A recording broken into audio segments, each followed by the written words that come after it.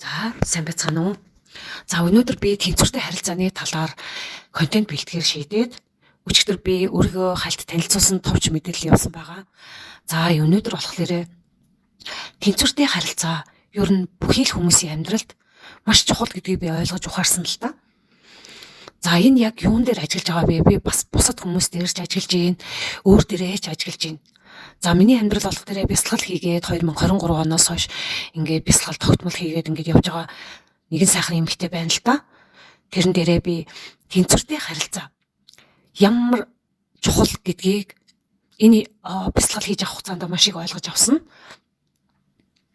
За, урд нь бол би бясалгал хийдэггүй үедээ ер нь бусдад би өөрийгөө зориулж байсан уу? Хит бусдын төлөө байсан уу гэд асуухад би өөрөөсөө тэгж байгаагүй штэ гэсэн тийм л бодлоод орж ирдэг байсан байхгүй юу? Тэгэхээр би үнэхээр тэгдэг байсан баг та гэдэг ингээд бясалгал хийгээд явж байгаа үедээ би бүгдийг ойлгосон л доо. Бусдын төлөө өөрийгөө маш их зориулдаг. За, яг л миний хувьд бол ажил төрлийн тал дээр маш их бусдын төлөө өөрийгөө зориулдаг байснаа олж харлаа. Бас хайр дурлалын харилцаан дээр бас ингээд хит их өөрийгөө зориулдаг байснаа анзаарсан.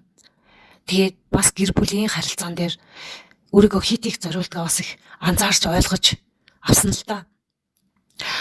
За, тэгээд энэ бясалгал хийснээс хойш миний амьдралын ер нь хаях ёстой өөрөөсөө таньж ойлгож хаях ёстой зүйлсүүдээ хаяад авч явах зүйлсээ авч яваад иймэрхүү байдлаар дүн шинжилгээ гэдэг зүйлсийг хийгээд баланстай тэнцвэртэй харилцаа гэдгийг хүний амьдралд хүнд ер нь өдөр тутамдаа ч ер нь байнга тулгарч явж идэг. Тийм болохоор өөрийгөө сайн мэдрээгүй бол ер нь бусдын төлөө явдаггүй нэтрэ гэж боддог бол худлаа юм байна. Тэгээд ер нь бол бусдын төлөө гэдэг нь ер нь болохгүй байсан өөрийнхөө нөгөө хийх ёсгүй ажил гэж байдаг. Тэр мэрийгээ хийгээд явахдаа тэр бусдад хит өөрийгөө зориулсан байгаад байгаа юм байна. Энэ бол бусдын төлөө гэдэг ойлголт болчиход байна. Тэгээд тэнцвэргүй харилцаа гэдээ бас болчиход байна. Би урд нь олон ажлуудыг ингээд зэрэг амжуулж явдаг байхгүй юу? Тэгээд болгочиндоо бүтээчиндээ гэдэг ингээд өөрийгөө маш их тэр зүйлүүд рүү анхаарал тавиад олон зэрэг юм хийхээр хүний нөгөө бодол санаа ерөөсөө цэгцэрч өгөхгүй хитэн тишээ ингээд салцсан байт юм байна л да. Тэгэхээр зэрэг яг нэг зүйл рүүгээ төвлөрч чадахгүй олон тишээ төвлөрөөд ирэхээр ингээд самгардаад өөрийгөө жоохон ингээд юу яагаад ирд юм байна л да. Ер нь хүнд байдалд оруулаад ирдэг. Маш их өөрийгөө ядраадаг. Ирч хүчээ алддаг. Бусдад хит их өөрийгөө зориулснаасаа болоод өөрийгөө маш их ядаргаанд оруулдаг юм байна гэдгийг маш их ойлгож авлаа л да. Тэгээ би одоо ингээд 2026 онд гарах гэж байгаа болохоор би өөрөөсөө тавих ёстой авч явах ёсгүй ажлуудаа бас ингээд орхиж сурж ин л да. Энэ ажлууд маань маш олон жилийн өмнө хийгдэжсэн. Тэгээ тавьж явах бас маш хэцүү байдаг юм байна. Тийм болохоор тэр ажлуудаа ер нь ингээд сүнсний зорилгоо ойлгосноос хойш ер нь энэ ажлыг би хийх ёсгүй юм байна гэж ойлгонгуудаа өөртөө дүн шинжилгээ хийгээд өөрийгөө ажиглаад ингээд байж захтаа хуучин тэр ажил ингээд миний бодлоор орж ирээд байгаа л да. Тэгээд дүн шинжилгээ хийгээд за одоо би шаналж байгаа юм байна. Одоо би өөрөөсөө одоо би цаашдаа юу хийх үү гэж асуугаад байна. Ер нь жоохон хорхдох сэтгэл зүй их байдгийн байна гэдгийг маш их ажиглалаа л да. Тэгэхэд өөрөөсөө яг тэр асуултыг асууж явах үед ямар нэг хариулт өгөхгүйгээр зөвхөн хөндлөнгөөс ажиглалт маягаар ингээд ажиллах нь маш зүйтэй юм байна гэдгийг бас таньж ойлгох тийм мэдрэмж төрж байгаа байхгүй юу? Тэгэхээр энэ нэг тал руугаа хитрхийх явснаасаа болоод өөрийгөө бас дутуу үнэлж байснаа ойлгоод энэ ажлыг л хийх ёстой. Би энийг л хийхгүй болохгүй гэдэг нэг тийм бодол байгаад идэм байна. Тийм болох дээр миний энэ бас надад тулгарч байгаа зүйлс маань бас бусдад бас хэрэгтэй байж магадгүй гэж бодогдоод би энэ контентыг хийж ин л та. Тэгэхээр ер нь өөртөө итгэх хэрэгтэй. Тавьж явуулах, өөрийгөө ажиглах хэрэгтэй. Хамгийн нэгдүгээрт өөрийгөө ажиглах хэрэгтэй. За, энэ ажлыг хийхдээ би миний сэтгэл санаа ямар байна? Миний бие ямар байна гэдгийг өөрөөсөө маш сайн харж өөрийгөө анзаарч эхлэх хэрэгтэй байна л да. Тэгээд яг миний дуртай ажил мөн үү гэдгийг маш сайн тунгаах хэрэгтэй, дүн шинжилгээ хийх хэрэгтэй юм байна. Тэгээд тэрийг орхиж сурах нь хамгийн чухал юм байна. Тэгээд яг л би өөр дээрээ туусан, яг л одоо миний амьдралд явагдаж байгаа энэ бүхэн маань бас бусдад хэрэгтэй байхаа гэж бодсны үндсэн дээр би энэ контентыг хийж байгаа. Тэгээд ямар ч хүнд ер нь хийж дадал болсон, зуршил болсон, мэрэгчлээ ахиулсан тэр мастер цолмол авчихсан тэр ажлаа орхиход үнэхээр хэцүүлтэй. Тэр бол маш олон жилийн юм хөдөлмөр шингэсэн, энергич хүчээ бас шингээсэн тийм ажил учраас хаяхад маш хэцүү байдаг. Би тэрийг маш сайн ойлгож авч ийн, өөрийнхөө биеэрээ туулж явж байгаа мөртлөө би энэ бүхнийг би ажиглаад ингээд мэдрээд авч ийн л да. Тэгээд ер нь бол тэгээд сүнслийнхээ зорилгоор амьдрья гэж хүсэж байгаа бол өөрийгөө яг сонсё гэж байгаа бол болох ёстой ажлуудаа болж ах нэг зүйтэй юм байна. Би өөртөө өмнө нь энэ ажил өөр надад тохирохгүй байна да, нэг л онцгүй байна да гэж мэдсэн хэрнээ зөрөөдөлж маш их зөрөөдлээд чаргууцалтаад зууралдаад явж исэн үед байсан. Тэгээд одоо ингээд бодох нь үнэхээр л болохгүй байгаа байхгүй юу? Болохгүй зүйлийг болох гэж маш их хичээсэн байна гэдгийг ойлголоо.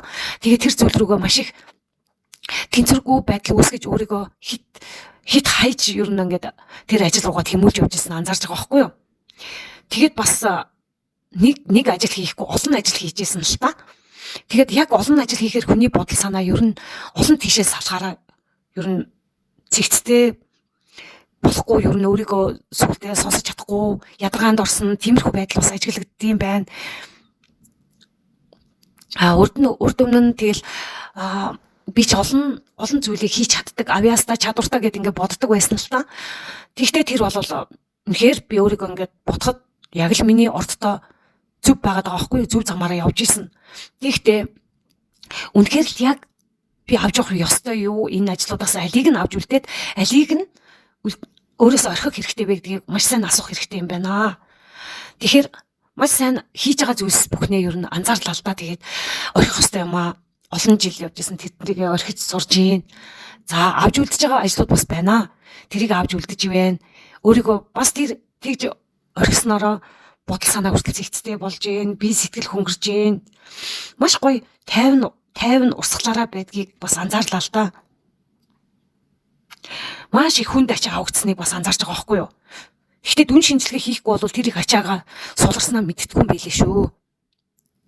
Дүн шинжилгээ хийгээд за энэ яг болохгүй юм байна гэдгийг дээрээ ирэхээрээ ямар их ачаа өөрөөсөө тавьж явуулсан анзаарч эхэлдэг юм байна гэдгийг бас хэлмээр санагдаад байна. За тэгээд тэнцвэртэй харилцаагаа ер нь миний хувьд бол ажил төрөл дээр хит их зориултаасаа болоод өөрийгөө маш их золиослж ийснаач анзаарлаа. Тэгээд 2025 он одоо 9 цикл бид бүхэн маань 9 жилийг дуулаад 9-р анги төгсөж байгаа гэдэг шиг ер нь бол 9 цикл дуусаад бүх амьдрал маань одоо ингээд 26 оноор эхэлж байна л да.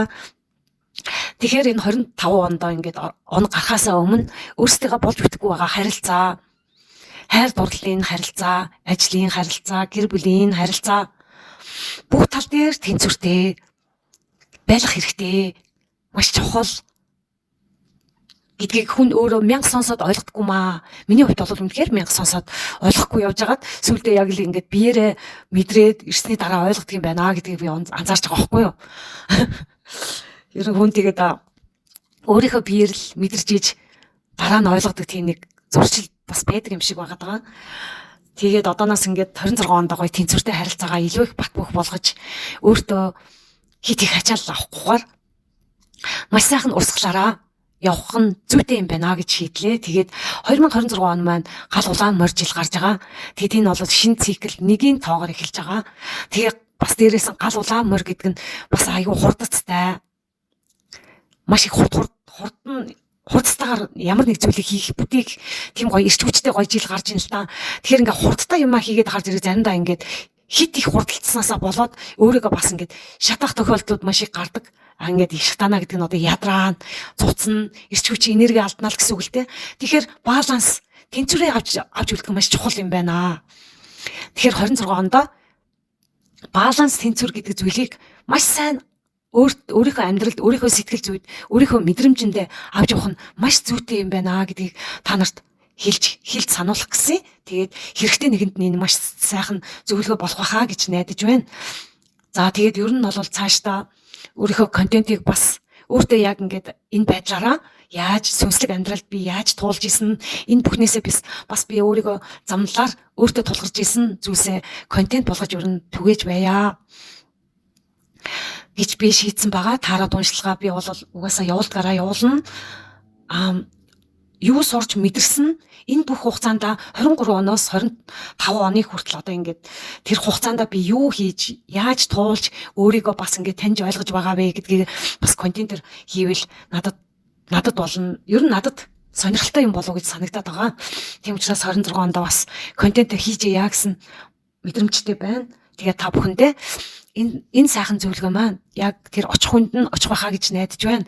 Тэгээ та бүхэн лайк, subscribe дараараа. Сайхан сэтгэлийн комент үлдээж байгаараа. Тэр комент гэдэг зүйл чинь бичснээрээ бас та бүхэнд маань сайн сайхан энерги бас эргэж очдөг юм шүү гэдгийг хэлмээр байна. Зүрхээ дараарай гэдгийг хэлмээр байна. Тэгээ бас бусдад бас түгээж агаараа гэж хэлмээр байна. За баярлалаа.